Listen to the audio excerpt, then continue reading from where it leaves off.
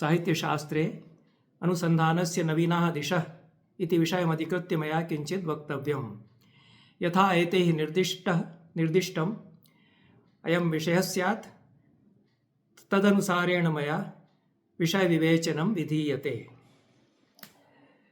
साहित्यशास्त्रे काव्यशास्त्रे वा अलङ्कारशास्त्रे वा कास्का दिशो भवितुमर्हन्ति सम्प्रति अनुसन्धानस्य इति यदा वयं चिन्तयामः तदा प्रामुख्येन चतस्रः दिशः उन्मीलन्ति।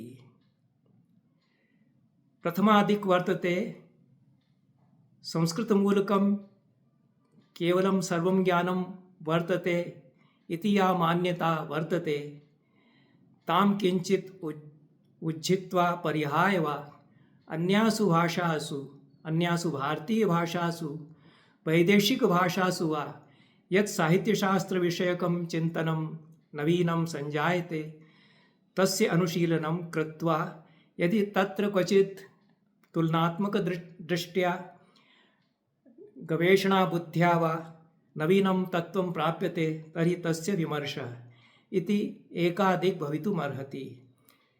केवलं संस्कृतभाषैव ज्ञाननिधिर्वर्तते इति तु सत्यं नास्ति। अन्यासु भाषास्वपि ज्ञानपरम्पराः ज्ञानमीमांसाः सन्ति।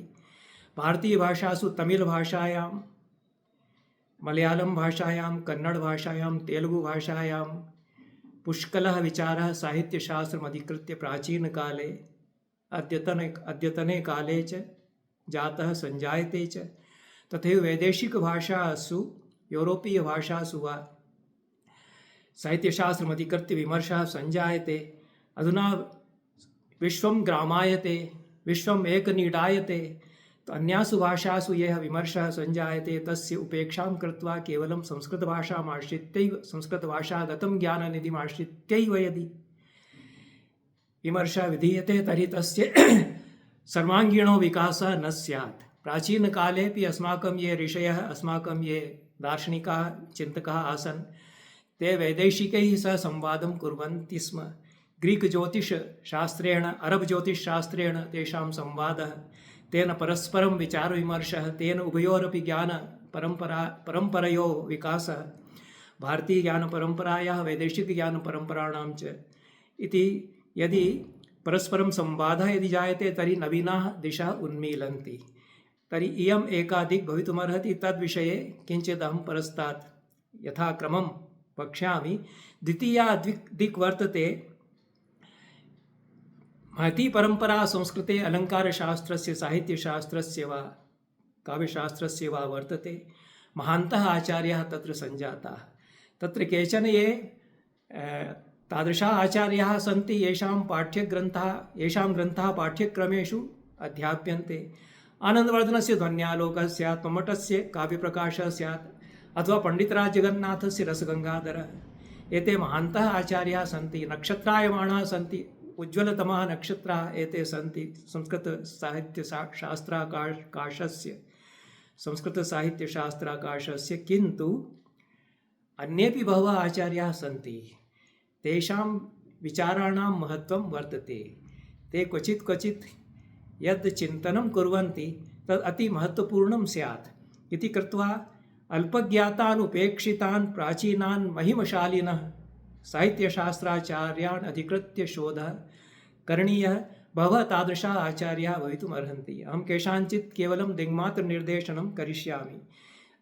अतश्च इयं द्वितीया दिक्, यद् अल्पज्ञाताः किन्तु अत्यन्तं महत्त्वपूर्णाः आचार्याः अपि ये इदानीम् उपेक्षिताः सन्ति ते परामृश्येरन्। तृतीया दिक् इयं भवितुमर्हति यद् आधुनिककाले संस्कृतकाव्यशास्त्रस्य नवीनाः ग्रन्थाः विरचिताः। तेषु केषाञ्चन आचार्याणां तु विमर्शः बहुशः संजायते। यथा आचार्य रेवाप्रसादद्विवेदीवर्याणां काव्यालङ्कारकारिका अत्यन्तमेव महनीयो ग्रन्थः वर्तते। तथैव तेषाम् अपरः ग्रन्थः साहित्यालङ्कारः, सोऽपि अत्यन्तमेव विचारार्हः ग्रन्थः वर्तते। आचार्याणां तादृशमेव महत्त्वं संस्कृत अलङ्कारशास्त्रे, साहित्यशास्त्रे वा वर्तते। यादृशं महत्त्वं आनन्दवर्धन, अभिनवगुप्त, महिमभट्ट, मम्मटादीनाम् आचार्याणां वर्तते संस्कृतविचारपरम्परायाम् एते तादृशाः आचार्याः सन्ति। किन्तु आधुनिके काले अन्येपि बहवः आचार्याः सन्ति, ग्रन्थकाराः वा सन्ति। तैः नवीनाः दिशा उन्मीलिताः, तेषु केचन उपेक्षिताः तथा न अल्पपरामृष्टाः अल्पज्ञाताः वा भवन्ति, तेषामपि विचारः क्रियेत, तान् अधिकृत्य अनुसन्धानं वा क्रियेत इति तृतीया दिक् भवितुमर्हति। चतुर्थी दिक् इयं भवितुमर्हति यत् विश्वसाहित्यानुशीलनेन आधुनिकसाहित्यानुशीलनेन लक्षणपरिष्कारः कथं सम्भाव्येत इति विचारः अनुसन्धातृभिः करणीयः। यद्यपि आधुनिककाले ये नवीनान् ग्रन्थान् विरचितवन्तः संस्कृतकाव्यशास्त्रे, तैः विश्वसाहित्यस्य आधुनिकविचारधाराणां परामर्शं विधाय कथं संस्कृतकाव्यशास्त्रस्य विस्तारः कर्तुं शक्यते इति एतादृशः विमर्शः तैः कृतः। विशिष्य हर्षदेवमाधवेन एतादृशः विचारः विहितः। किन्तु अस्माभिरपि स्वयं यदि विश्वसाहित्यस्य महान्तः ग्रन्थाः कालजयिनो ग्रन्थाः अधीयन्ते, तेषु साहित्यशास्त्रस्य नवीनाः कोटयः क्वचित् उन्मीलन्ति, रसानुभूतेः क्वचित् नवीनाः काष्ठाः उन्मीलन्ति, तर्हि ताः वा अधिकृत्य अस्माभिः लक्षणानाम्, अस्माकं पारम्परिकलक्षणानां विस्तारः कर्तुं शक्यते किम् इति एतादृशः विचारः क्रियेत इति चतुर्थी दिक् भवितुमर्हति। इति चतस्रः दिक् मया साकल्येन उदीरिता। एकैकशः क्रमेण एतासां दिशां विचारं करिष्यामि। तत्र प्रथमा या दिक् वर्तते, अन्यासु भारतीयभाषासु वैदेशिकभाषासु च यदि काव्यशास्त्रमधिकृत्य चिन्तनं तादृशं विहितं, तस्य सूचना अस्माभिः गृह्येत। यथा तमिलभाषायामपि अहं जानामि 10 रूपकविचारः क्रियते, किन्तु तेषां कोटयः भिन्नाः सन्ति, नामान्यपि भिन्नाः सन्ति। अन्यत्र मया चर्चा कृता, तत्र विस्तारः नैव मया क्रियते। तत्र यद् तोलकाप्यम् इति ग्रन्थः वर्तते, काव्यशास्त्रस्य ग्रन्थः, प्रायशः ईसातः 4th शतकपूर्वं 4th सेञ्चुरी BC इति तस्य कालः परिगण्यते। यथा अहं जानामि, अत्यन्तं भाषाशास्त्रस्य, काव्यशास्त्रस्य, अलङ्कारशास्त्रस्य प्राचीनज्ञानपरम्पराणां च विचारः तत्र तोलकाप्यं ग्रन्थे विहितः। क्वचित् नाट्यशास्त्रस्यापि तत्र साम्यं प्रतीयते, किन्तु नवीनाः कोटयः तत्र रूपकाणां भाषाशास्त्रस्य वा वर्तन्ते। तथैव दण्डिनः काव्यादर्शस्य 10th शतके कर्णाटकभाषायां कन्नडभाषायां रूपान्तरं सञ्जातं। केचन कथयन्ति यत् अनुवादः सः ग्रन्थः वर्तते, अनुदितः ग्रन्थः वर्तते, कविराजमार्ग इति ग्रन्थः। किन्तु तत्र केवलम् अनुवादमात्रं नास्ति, रूपान्तरमात्रं नास्ति। कन्नडभाषायाः साहित्यम् उपजीव्य तत्र नवीनाः अलङ्काराः, नवीनाः कोटयः तत्र परिकल्पिताः। यतोहि अस्माकं देशजभाषासु या ज्ञानपरम्परा, काव्यपरम्परा वा वर्तते, तत्र किञ्चित् अन्यथा विचारः नवीनादिक् वा स्यात्। अतः कविराजमार्गस्य अध्ययनं ये भाषिणः सन्ति, कन्नडभाषाविदः सन्ति, ते कुर्वन्तु। वैदेशिकाः करिष्यन्ति, अस्माभिः नैव क्रियते। अस्माभिः किं क्रियते, यद् अस्माभिः गतानुगतिकन्यायेन अनुसन्धानं विधीयते। यद् अस्माकं ये एते ग्रन्थाः सन्ति, तेषाम् अनुशीलनं कुर्मः। किन्तु भाषासु, भारतीयभाषासु यदि प्राचीनाः ग्रन्थाः सन्ति, तत्र किञ्चित् नवीनः पालिभाषायाम् अपि अलङ्कारशास्त्रविषयकः विचारः कृतः। तत्र केनचित् विदुषा पाली अलङ्कारशास्त्रस्य विकासः इति विषयम् अधिकृत्य पुस्तकं प्रकाशितं, तत् उपलभ्यते। किन्तु तत्र पालीभाषायाम् अलङ्कारविचारे किञ्चित् नवीनता वर्तते, यतोहि तत्र बौद्धदर्शनस्य प्रभावः परिलक्ष्यते तेषां कोटिषु। बुद्धस्य यत् दर्शनं वर्तते, तस्य किञ्चित् उन्मीलनं भवति तेषां काव्यकोटयः याः तैः विचारिताः। अत एव तत्र किञ्चित् नावीन्यं स्यात् इति कृत्वा अन्यासु भारतीयभाषासु, पालीभाषा वा स्यात्, तमिलभाषा वा स्यात्, कन्नडभाषा वा स्यात्, तत्र ये ग्रन्थाः सन्ति तेषां परामर्शः अस्माभिः करणीयः। वैदेशिकभाषासु महान् विस्तारः भवेत्, किन्तु अस्माकं भारतदेशे एव केचन आङ्ग्लभाषायाः प्राध्यापकाः संस्कृतकाव्यशास्त्रम् अधीतवन्तः। तैः अनुभूतं यत् संस्कृतकाव्यशास्त्रे महती संभावना वर्तते विश्वसाहित्यस्य मूल्याङ्कनाय।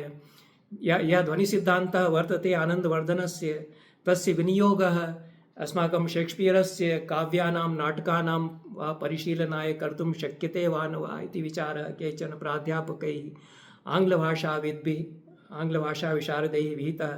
तेषु कृष्णारायन् इति ग्रन्थकारः वर्तते। तस्य अत्यन्तमेव रुचिकराः ग्रन्थाः सन्ति। विदेशेषु टोडोरो इति यूरोपियन् विद्वान् वर्तते। कृष्णारायणवर्येण टोडोरोवर्येण च रसानुभूतेः स्वरूपं ध्वनिसिद्धान्तस्य स्वरूपं यद् वर्तते तस्य विनियोगः वैदेशिकवैश्विकसाहित्यस्य परिशीलने कथं कर्तुं शक्येत इति विचारः विहितः। तेषां तेन किं जातं, तेन अस्माकं सिद्धान्तानामपि विकासः सञ्जातः, परिष्कारः सञ्जातः, विस्तारः सञ्जातः। यतोहि कृष्णारायणमहोदयः कथयति यत् ध्वनिसिद्धान्तः यः वर्तते तद् व्यञ्जकानां विस्तारः कर्तुं शक्यते। व्यञ्जकाः के भवन्ति इति विचारः मम्मटेन विहितः, आनन्दवर्धनेन विहितः। अयं कथयति यत् पङ्क्चुयेशन् भवति, तत्र क्वचित् कामा भवति, क्वचित् सेमिकोलन् भवति, क्वचित् पूर्णविरामः भवति, क्वचित् सम्पूर्णेपि ग्रन्थे पूर्णविरामः नास्ति। वाक्यानां विस्तारः वर्तते। जेम्स् जॉयस् महोदयस्य उपन्यासः वर्तते। अस्मिन्नेव वर्षे येन हङ्गरी लेखकेन नोबेल् पुरस्कारः प्राप्तः, तस्य सर्वोत्तमः उपन्यासः मन्यते। तत्र क्वचिदपि पूर्णविरामः नास्ति। तेन सप्रयोजनं पूर्णविरामाः निरस्ताः। तादृशाः उपन्यासाः सन्ति। वर्जीनिया वुल्फस्य आङ्ग्लभाषायां तादृशाः उपन्यासाः सन्ति यत्र पूर्णविरामाः न सन्ति। तैः सप्रयोजनं पूर्णविरामानां निरस्तीकरणं व्यधायि। तेन किं व्यज्यते? यत् क्वचिदपि पूर्णविरामो नास्ति, तर्हि भावानाम् उच्छलनं तथा भवति यत् क्वचिदपि विरामो न भवति, सर्वथा भावतरङ्गिणी तथा उच्छलति इति किञ्चित् मनीषितं स्यात्, अथवा अन्यथा किञ्चित् मनीषितं स्यात्।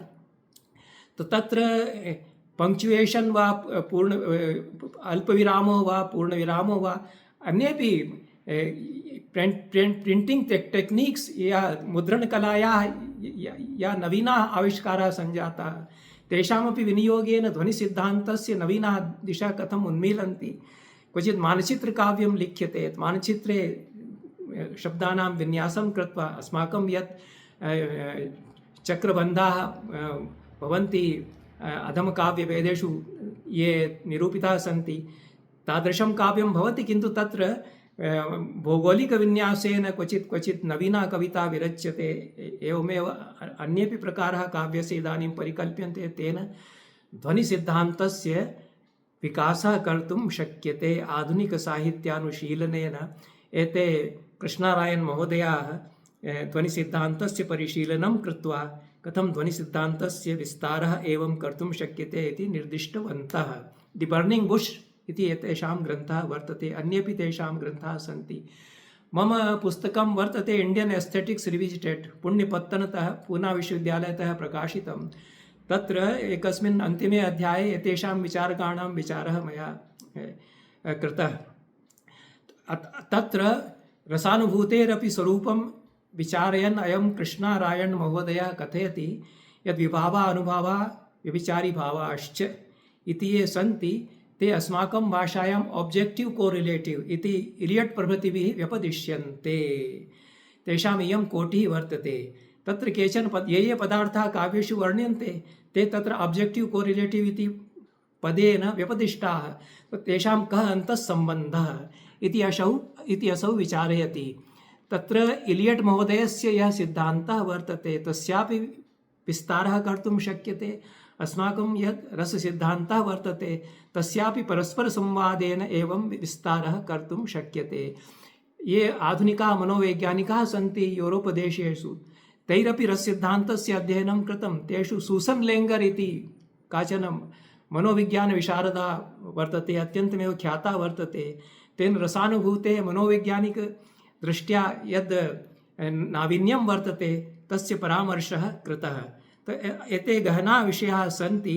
एते ग्रन्थकाराः सन्ति, नवीनाः ग्रन्थकाराः सन्ति, ये आङ्ग्लभाषाविदः अनुसन्धानकर्तारः अस्माकं विश्वविद्यालये सन्ति, तेषां यदि रुचिर्भवेत् तर्हि ते कृष्णारायणमहोदयस्य, टोडोरो महोदयस्य, सूसन् लेङ्गर् महोदयस्य वा अन्येपि प्राध्यापकाः सन्ति आङ्ग्लभाषायाः। कण्टक महोदयः वर्तते, आर्.एस्. पाठक महोदयः वर्तते, वक्रोक्ति एण्ड् ओब्लिक् पोयट्री इति विषयम् अधिकृत्य तस्य ग्रन्थाः सन्ति। एते ग्रन्थाः उपलभ्यन्ते। एतेषाम् अध्ययनं कृत्वा नवीनादिक् अस्माभिः प्रकाशयितुं शक्यते अनुसन्धानस्य। एतेन अनुसन्धानेन यूरोपदेशेषु यत् नवीनं प्रस्थानं निर्मीयते काव्यशास्त्रस्य तत् स्ट्रक्चरल् पोयटिक्स् इति कथ्यते। संरचनात्मकं काव्यशास्त्रं तो तस्य अध्ययनम् अस्माकं यः सिद्धान्तः वर्तते वक्रोक्तिसिद्धान्तः, तेन सह अथवा रीतिसिद्धान्तः, तेन सह तोलनिकदृशा अध्ययनं कृत्वा उभयोरपि अस्माभिः संवादः अवलोकयितुं शक्यते, उभयोरपि विस्तारः अस्माभिः कर्तुं शक्यते। ये प्राचीनाः विचारकाः सन्ति यूरोपदेशेषु, ग्रीस् देशस्य विचारकाः सन्ति, इटली देशस्य विचारकाः सन्ति, तेषु लोञ्जाइनस् महोदयस्य उदात्तसिद्धान्तः, सब्लैम् सिद्धान्तः अत्यन्तमेव प्रसिद्धः। तस्य तुलनात्मकम् अध्ययनं वक्रोक्तिसिद्धान्तेन एतैः अध्येतृभिः कृष्णारायणप्रभृतिभिः विहितः। तेन कुन्तकस्यापि कीदृशं माहात्म्यं, यतोहि यादृशाः कोटयः लोञ्जाइनस् महोदयेन उदात्ततत्त्वस्य परिशीलिताः, ततोपि सूक्ष्मतराः कोटयः क्वचित् कुन्तकेन वक्रोक्तेः उन्मीलिताः। वक्रोक्तिः केवलं विदग्धभङ्गिभणितिर्न भवति, तत्र असाधारणता कीदृशी भवति। वक्रोक्तिविन्यासेन भाषायाम् असाधारणता विलक्षणता कथम् आयाति इत्यस्य विश्लेषणं कुन्तकेन विधीयते। तदेव उदात्ततत्त्वम् इति नाम्ना लोञ्जाइनस् महोदयेन विस्तरशः विचारितं।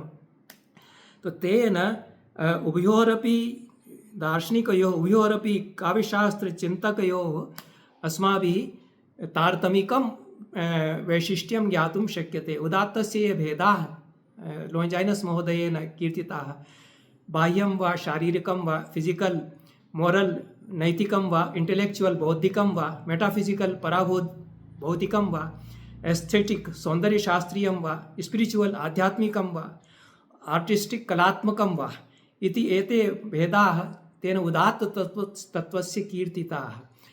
कुन्तकेन तु असाधारणता लोकोत्तरता कथम् आविर्भवति इति भाषायां वक्रोक्तिविन्यासेन इति विमर्शता तेन एतेषां भेदानाम् अन्यैव रीत्या तेन समाहारः विहितः। तो अस्माकं शैली किञ्चित् भिन्ना वर्तते, भाषा भिन्ना वर्तते, एतेषां शैली क्वचित् भिन्ना स्यात्, किन्तु संवादः भवितुं शक्यते। सब्लैम् इति यत् तत्त्वम्, उदात्ततत्त्वं यद् वर्तते तस्य विचारः कृतः लोञ्जाइनस् महोदयेन। यतोहि सरदयहृदयाह्लादकारिता, चेतनायाः विकासः, पुरुषार्थबोधः, मुक्तिः, अस्माकं चेतनायाः कञ्चुकानाम् अपाकरणम् इति तु वक्रोक्तिसिद्धान्तस्यापि अभिष्टं वर्तते। कुन्तकेन शब्दशः उक्तं यत् धर्मादिसाधनोपायः सुकुमारक्रमोदितः काव्यबन्धोऽपि जातानां हृदयाह्लादकारकः सौन्दर्यं विकसति चेतनायां, सौन्दर्यस्य कमलानि विकसन्ति चेतनायां, तेन नैर्मल्यं पावनत्वं शुचिता च जायते। एतदेव उदात्ततत्त्वं तत्र परिकीर्तितम्। अतएव उभयोरपि एतादृशं साम्यं वर्तते इति अस्माभिः बहवः तत्र विचाराः एवं विधाः सन्ति, तत्र विस्तारः जायते, अतएव अधिकं न वच्मि। कुन्तक लोञ्जाइनस् योः विषये अन्यः यः विचारकः यूरोपस्य वर्तते, क्रोचे महोदयः वर्तते, तस्य अत्यन्तमेव महिमा वर्तते। तत्र क्रोचे महोदयः, कोलेरिज् महोदयः इति एतौ विचारकौ ये यूरोप देशे आङ्ग्लभाषायाः परम्परायां, वैदेशिकपरम्परायां वा सञ्जातौ दार्शनिकौ स्तः, तेषां तुलनात्मकम् अध्ययनम् अभिनवगुप्तस्य सिद्धान्तैः तथैव आनन्दवर्धनस्य सिद्धान्तैः सह तुलनात्मकम् अध्ययनं कैश्चित् अस्माभिः अध्येतृभिः कृतं। तत्र भूयोपि विचारः कर्तुं शक्यते। आर्.एन्. शर्मणः कोलेरिज् एण्ड् अभिनवगुप्ता इति ग्रन्थः वर्तते, अत्यन्तमेव गहनः ग्रन्थः वर्तते। भवतामेव नगरस्य असौ प्राध्यापकः उमेशमिश्रस्य तनयः वर्तते, आङ्ग्लभाषायाः मया दृष्टः, अत्यन्तमेव गम्भीरः विचारकः असौ आसीत्। तस्य कोलेरिज् एण्ड् अभिनवगुप्ता इति ग्रन्थः वर्तते। तत्र उभयोः तारतम्यं वैशिष्ट्यं तेन विस्तरशः प्रतिपादितं। इयं नवीना दिक् भवितुम् अर्हति इति। अन्ये अपि बहवः विचारकाः सन्ति, तेषां विस्तारं नैव करोमि। अन्या या दिक् वर्तते तस्य परामर्शम् इदानीं करोमि। वैश्विकं काव्यशास्त्रं ग्लोबल् पोएटिक्स् इति विषयम् अधिकृत्य रमारञ्जन् मुखर्जी महोदयानां ग्रन्थः वर्तते, प्रसिद्धः ग्रन्थः वर्तते। तस्य अध्ययनं कर्तुं शक्यते। तत्र ये विचाराः तत्र सन्ति, याः कोटयः सन्ति, ये विचारकाः तत्र परामृष्टाः, तेषां विस्तरशः विवेचनेन तु कालातिपातः स्यात्। अन्यः यः दार्शनिकः वर्तते अस्माकमेव देशस्य कालिदासभट्टाचार्यः, तेन रसानुभूतेः स्वरूपं नवीनतया विचारितं। तेन तिस्रः कोटयः रसानुभूतेः प्रतिपादिताः। गम्भीरः दार्शनिकः वर्तते कालिदासभट्टाचार्यः। तस्य ग्रन्थाः इदानीं दर्शनशास्त्रविभागेषु अध्याप्यन्ते। महान् तस्य महिमा वर्तते।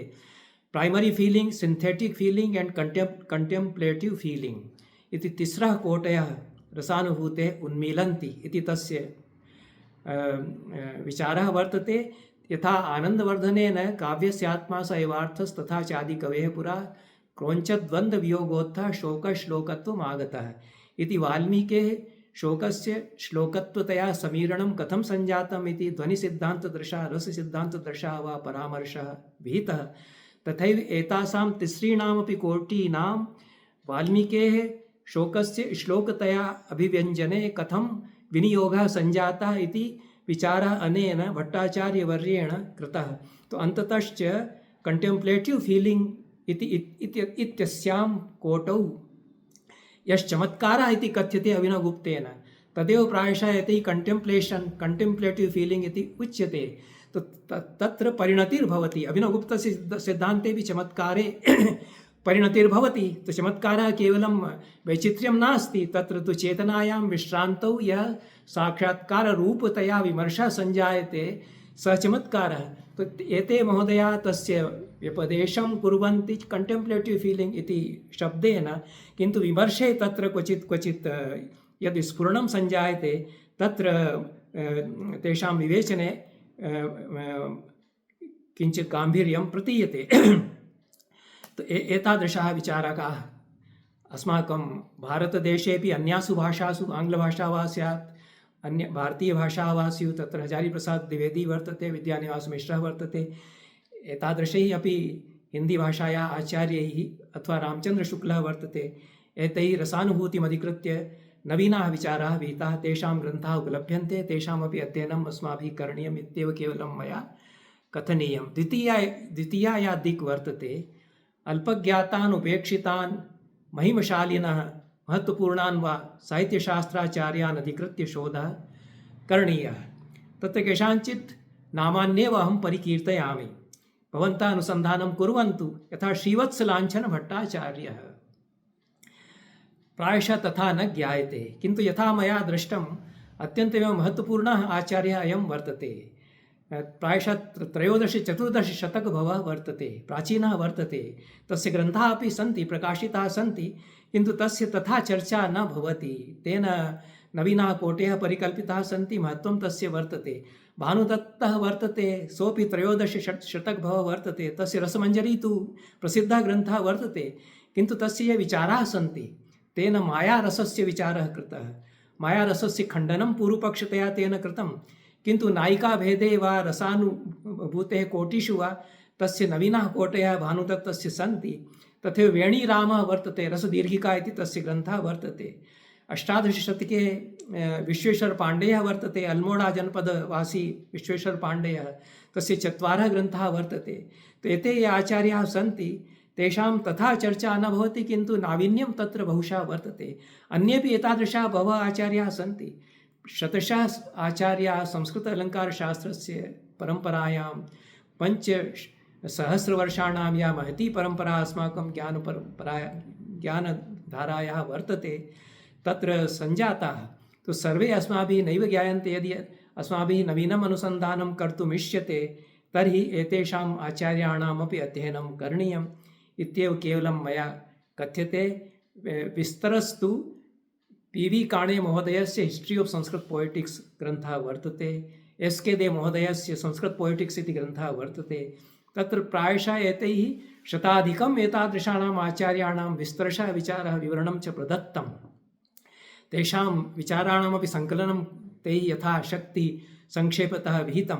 अस्माभिः विस्तरशः एकैकस्य अनुसन्धानदृशा अनुशीलनं कर्तुं शक्यते। अनुसन्धानविषयस्य चयनाय एकैकस्य एतादृशस्य आचार्यस्य चयनम् अस्माभिः कर्तुं शक्यते इत्यपि एका दिक् भवति। इयं द्वितीया दिक् भवितुमर्हति। तृतीया या दिक् वर्तते तत्र आधुनिककाले नवीनाः ग्रन्थाः यैः विरचिताः काव्यशास्त्रमधिकृत्य तेषु ग्रन्थकारेषु केचन ज्ञायन्ते। ममापि ग्रन्थः तत्र वर्तते अभिनवकाव्यालङ्कारसूत्रं। तद्विषये किमपि नैव वच्मि यतोहि तस्य यावती चर्चा सञ्जाता तावती अलम्। तदधिकृत्य शोधकार्यं सञ्जातं, क्वचित् पाठ्यक्रमे विन्यासः सञ्जातः, क्वचित् तत्र सङ्गोष्ठ्यः सञ्जातः, तस्य प्रचारः क्वचित् सञ्जातः। देवप्रसाद द्विवेदी वर्याणामपि ग्रन्थानां भूयसी चर्चा सञ्जायते। तेषां यः सिद्धान्तः वर्तते अलं ब्रह्म इति तेषां यः सिद्धान्तः वर्तते अत्यन्तमेव गम्भीराः दार्शनिकाः सन्ति। क्रान्तिकारी तेषां विचारः वर्तते। किन्तु ये अन्ये आचार्याः सन्ति ऊनविंशशतकभवाः, विंशशतकभवाः, एकविंशशतकभवाः वा तेषां तथा परामर्शः न जायते। तेषु सीतारामभट्टपर्वणिकरः अयं महाकविरपि वर्तते। काव्यशास्त्रमधिकृत्य काव्यप्रकाशतुल्यः ग्रन्थः अस्य वर्तते। तस्य तथा प्रचारः न सञ्जायते। एतैः उदाहरणानि नवीनानि दत्तानि, कोटयः नवीनाः परिकल्पिताः। तथैव मुम्बुडु वेङ्कटरामनरसिंहाचार्यः वर्तते। अयमपि विंशशतके आचार्यः कश्चन वर्तते। एतस्य ग्रन्थाः सन्ति। कृष्णावधूतः महान् आचार्यः वर्तते। अयं दार्शनिकोऽपि वर्तते। अस्य चर्चा क्वचित् वर्तते भवति। अस्य ग्रन्थाः पूर्णप्रज्ञसंशोधनमन्दिरतः प्रकाशिताः। बेङ्गलूरे यत् पूर्णप्रज्ञसंशोधनमन्दिरं वर्तते, अयं दार्शनिकः वर्तते, वेदान्ती वर्तते, काव्यशास्त्रस्य ग्रन्थाः एते अस्य वर्तन्ते। तथैव अम्बिकादत्तस्य गद्यकाव्यमीमांसा इति ग्रन्थः वर्तते। अम्बिकादत्तस्य शिवराजविजयः सर्वत्र पाठ्यक्रमेषु सर्वत्र यदि न वर्तते तर्हि बहुषु विश्वविद्यालयेषु अध्याप्यते, तस्य अंशाः वा अध्याप्यन्ते। किन्तु अम्बिकादत्तस्तु अत्यन्तमेव महान् साहित्यकारः वर्तते। अतिमहती तस्य अत्यन्तं महान् तस्य काव्यपरिधिर्वर्तते। भाषास्वपि ब्रजभाषायां वा हिन्दीभाषायां वा तस्य ग्रन्थाः सन्ति। संस्कृते अपि बहवः ग्रन्थाः तस्य सन्ति। तस्य गद्यकाव्यमीमांसा इति ग्रन्थः वर्तते। तत्र तेन गद्यकाव्यस्य नवीनाः कोटयः विचारिताः। तत्र अस्माकं परम्परायां कथा आख्यायिका इति या गद्यकाव्यकोटयः सन्ति, तेषाम् उपन्यास इति या नवीना कोटिः वर्तते। तेन उपन्यासेन कीदृशं साम्यं वैषम्यं वा कथायाः आख्यायिकायाः वा इति विचारः तेन विहितः। तेन स्वयमेव उपन्यासः कथा वा प्रणीता शिवराजविजयः। किन्तु तेन गद्यकाव्यस्यापि विचारः तादृशः कृतः। हरिदाससिद्धान्तवागीशः महनीयः नाट्यकारः वर्तते। तस्य नाटकानि रूपकानि वा अधिकृत्य शोधकार्यं बहुशः सञ्जातं। किन्तु काव्यशास्त्रविषये तस्य साहित्यदर्पणे टीका तु ज्ञायते, किन्तु काव्यशास्त्रविषयेपि तस्य ग्रन्थाः सन्ति। छज्जूरामशास्त्रिणः काव्यबिन्दुः ज्ञायते। गोविन्दचन्द्रपाण्डेयः अत्यन्तमेव गम्भीरः दार्शनिकः वर्तते। तेन सौन्दर्यशास्त्रविषये सौन्दर्यदर्शनविमर्शः इति ग्रन्थः लिखितः। मौलिकः ग्रन्थः वर्तते। तस्य व्याख्यानानां यद्यपि सङ्कलनं वर्तते, किन्तु तेन पाश्चात्यं यत् सौन्दर्यशास्त्रम् अस्माकं परम्परायां यत् सौन्दर्यविचारः वर्तते, उभयोः किं तारतम्यं वैशिष्ट्यम् इति विचारः। हीगल महोदयस्य यत् दर्शनं वर्तते तस्य सीमानः के सन्ति। अस्माकं या विचारपरम्परा वर्तते सा तासां सीम्नां कथं विस्तारं कर्तुं शक्नोति इति नवीनाधिक अनेन तस्मिन् सौन्दर्यदर्शनविमर्शे उद्घाटिता। एवमेव ब्रह्मानन्दशर्मा तस्य चर्चा भवति, क्वचित् क्वचित् खण्डनाय क्वचित् चर्चा भवति, यत् तस्य मतं नैव स्वीक्रियते। यतो अयं वामादिक अस्य वर्तते। यद् मार्क्सवादः वर्तते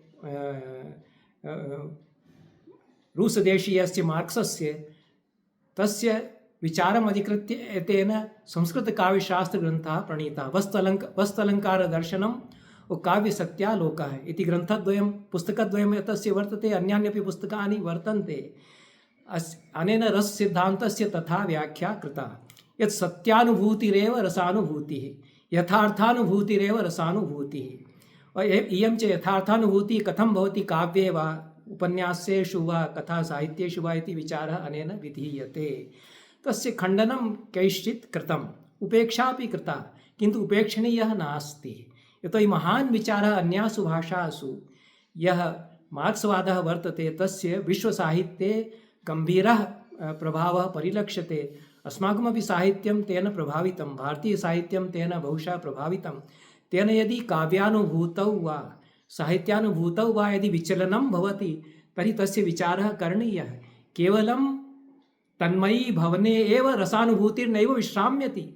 अभिनवगुप्ते एव रसानुभूतेः समापनं नैव सञ्जातम्। अन्येपि अस्माकं परम्परायां बहवः विचारकाः सन्ति ये द्वैतस्य चर्चां कुर्वन्ति। रसानुभूतौ द्वैतं तिष्ठति। यदा वयं विषयं च अस्माकं चेतना विलोकयति तदा द्वैतं सञ्जायते। मया कथ्यते यत् अहं द्वैतानुभूत्या काव्यानुशीलनं करोमि, तत्र का बाधा? इयमपि रसानुभूतेः काचन कोटिर्भवितुमर्हति।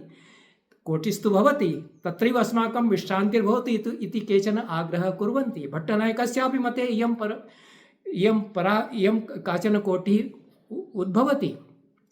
यदा ममैवेते शत्रुरैवेते तटस्थस्यैवेते अथवा न ममैवेते न शत्रुरैवेते न तटस्थस्यैवेते इति एतादृशः विचारः भवति इति काचन कोटिः तत्र भवति, तदा भावुकः एते विभावानुभावसञ्चारिणः एतेषां कः सम्बन्धः मया वर्तते इति विचारं करोति इति विमर्शकोटिः काचन तत्र भवति। तो इयं कोटिः ग्राह्या स्यात् इति आग्रहं कृत्वा यथार्थानुभूतिः यथा भवति तत्रैव सत्यानुभूतिर्भवति। अस्माभिः यथार्थः अवलोक्यते। तत्र साक्षात्कारः मया क्रियते सर्वस्य काव्यजगतः। काव्यजगति यत् यथार्थं चित्रितं तस्य साक्षात्कारो मया विधीयते। तत्रैव मम धीः विश्राम्यति। अहं विमर्शं करोमि, तन्मयी भावे मम चैतन्यं मा निमज्जतु इत्यनेन आग्रहेणैव अहं काव्यस्य आस्वादं करोमि। तर्हि का बाधा? भरतमुनिनापि इयं दिक् सङ्केतिता नाट्यशास्त्रे, अन्यैरपि विचारकैः एतत् सङ्केतितम्। अस्माभिः किं कृतं? यद् मम्मटेन यत् कथितम्, अभिनवगुप्तेन यत् कथितं तत्रैव अस्माकं सर्वं समापनं सञ्जातं। काव्यप्रकाशखण्डनं सिद्धिचन्द्रेण षोडशशतके लिखितं। कथं लिखितं? सोऽपि विचारकः वर्तते, दार्शनिकः वर्तते। अभिनवगुप्तस्यापि खण्डनम् अन्यैः कृतं, तो प्रवर्तिभिः विचारकैः। तर्हि ते कथं नैव विचारणीयाः? तो अन्तिमं सत्यं क्वचिदपि विचारपरम्परायां नैव भवति, नाना दिशः भवन्ति। यदि एकस्या एव दिशः ग्रहणे अस्माकं धीर् यदि विश्रान्ति तर्हि विचाराणां सङ्कोचः जायते, तत्र विस्तारो न भवति। यतोहि काव्यं महती सम्भावना वर्तते, साहित्यं महती सम्भावना वर्तते। तत्र एकस्यामेव दिशि सर्वं नैव विश्राम्यति। तो एतेन ब्रह्मानन्दशर्मणा काचन दिक् उन्मीलिता, तस्य खण्डनं कृत्वा ते प्रसन्नाः सञ्जाताः। यैः खण्डनं कृतं, किन्तु पूर्वपक्षः यः भवति तथा पराहता न भवति। पूर्वपक्षस्तु पुनः उत्तिष्ठति यत् कथं मम धीः तत्र यदि नैव तन्मयी भवने याति, अहं तु तत्र तटस्थः अवलोकयितुम् इच्छामि। नाटकं वा काव्यं तटस्थः सन् अहम् अवलोकयामि, विमर्शं करिष्यामि। तस्य यथार्थं यद् वर्तते तस्य विचारम् अहं करिष्यामि। अहं नैव तत्र आनन्दनिमज्जितः स्याम् इति आग्रहं कृत्वा यदि अहं साहित्यं पठामि तत्र कः आगन्तुम् अर्हति तस्य बाधां दातुम् इति मम विचारः वर्तते। ते आदरणीयाः सन्ति। अभिनवगुप्तमधिकृत्यापि मम ग्रन्थः वर्तते, अत्यन्तमेव स्पृहणीयः वर्तते। तस्य अध्ययनम् अहं करोमि। मम तस्य काव्यप्रकाशोऽपि अध्येतव्यः, किन्तु तत्रैव सर्वं नैव विश्राम्यति। यतो हि साहित्यं महती संभावना वर्तते, संभावनानाम् अनन्तः क्षेत्रः वर्तते। यदि मनुष्यः एव संभावना, मनुष्यः इंसान यद् भवति तस्य महती संभावना भवति, तस्य सृजनात्मकतायाः महती संभावना भवितुमर्हति। अतएव एतेपि विचारकाः अस्माभिः पठनीयाः इति इयं तृतीया दिक् भवितुमर्हति। यद् आधुनिके काव्यशास्त्रे हर्षदेवमाधवस्य ग्रन्थः प्रकाशितः, तेन वैदेशिकविचारधाराणां संस्कृतकाव्यशास्त्रे कथं सामञ्जस्यं भवितुमर्हति इति विचारः कृतः। तत्र अति यथार्थवादः वा सुरेलिज़म् इति वा स्यात्, मोनो इमेज् पोयम् एकबिम्बात्मकं काव्यं वा स्यात् इति या वैदेशिक्यः विचारधाराः सन्ति, तेषामपि अस्माकं साहित्ये, आधुनिके साहित्ये प्रभावः क्वचित् भवति। यतो हि तेन प्रभावेण वयम् अस्पृष्टाः नैव भवामः। इदानीम् एतादृशः संसारः सञ्जातः, संसारः सङ्कुचितः, यत् परस्परं संवादः भवति, तो विदेशेषु यद् भवति तेन वयं सर्वथा अस्पृष्टाः भवितुं नैव शक्नुमः। अतएव एतैरपि अस्माभिः विचारकाः परामर्श पदवीं नेयाः इति चतुर्थी दिक् भवितुमर्हति। तृतीया वा दिक् भवितुमर्हति। चतुर्थी या दिक् वर्तते तत्र नवीनं यत् साहित्यं वर्तते तस्य परामर्शेण नवीनाः काव्यकोटयः इति क्वचित् स्फुरन्ति। संस्कृतेपि नवीनाः काव्यकोटयः आयान्ति, तासु काव्यरचना जायते। तो तासां वा काव्यकोटीनां यादृशं लक्षणकरणम् अन्यासु भाषासु भवति। अस्माकं च परम्परायां लक्षणपरिष्कारः तदाश्रित्य कथं कर्तुं शक्यते इति विचारः इति चतुर्थी दिक् भवितुमर्हति। नवीनाः काव्यकोटयः यथा गज़ल् काव्यं, संस्कृते गज़ल् काव्यानि लिख्यन्ते। युष्माकमेव भवतामेव नगरे जगन्नाथपाठकः, तस्य गज़ल् गीतयः, गज़ल् काव्यानि अत्यन्तमेव रमणीयानि सन्ति। भट्टमथुरानाथ शास्त्रिणा गज़ल् गीतयः, गज़ल् काव्यानि संस्कृते लिखितानि। किन्तु लक्षणे तथा परिष्कारः गज़ल् काव्यस्य न सञ्जातः, यतोहि फार्सी भाषायां यादृशः गज़ल् विचारः विधीयते तदाश्रित्य भट्टमथुरानाथ शास्त्रिणा, पंडित बच्चूलाल अवस्थिना, जगन्नाथ पाठकेन च गज़ल् काव्यानि संस्कृते लिखितानि। तस्य निर्वाहः तैः कृतः, किन्तु तस्य सिद्धान्तानां तथा परिज्ञानं विवेचनं संस्कृते काव्यशास्त्रे अस्माकं एतावता न सञ्जातम्। अतएव पार्सीकभाषा परम्परायां गज़ल् काव्यस्य यादृशं विवेचनं विधीयते, तथैव अन्यान्यपि सोनेट् काव्यं लिख्यते। सोनेट् काव्यमधिकृत्य आङ्ग्लभाषायाः साहित्यस्य शास्त्रे पुष्कलः विचारः वर्तते, कीदृशं सोनेट् काव्यं भवति। तो सोनेट् काव्यं लिखन्ति वीरेन्द्रकुमार भट्टाचार्येण अत्यन्तमेव रमणीयानि सोनेट् काव्यानि लिखितानि। अन्यैरपि कैश्चित् हर्षदेवमाधव प्रभृतिभिः सोनेट् काव्यानि संस्कृते लिखितानि। तो नवीनाः विधाः आयान्ति, तेषां तु स्वागतं भवेत्। यतोहि केवलम् अस्माभिः पारम्परिककाव्यसरणिरेव आदेया, नवीनानि छन्दांसि नवीनाः विधाः नैव आदेयाः इति एतादृशः आग्रहः यदि क्रियते तर्हि साहित्यस्य तत्र बन्धनं स्यात्। साहित्यस्य बन्धनानि त्रोटनीयानि। तर्हि यदि नवीनाः विधाः यदि आयान्ति तर्हि तासां लक्षणपरिष्कारः, तासां लक्षणनिर्माणम् अन्यासु भाषासु तासां विधानां यथा विकासः सञ्जातः तथा परिशील्य अस्माभिः कर्तुं शक्यते।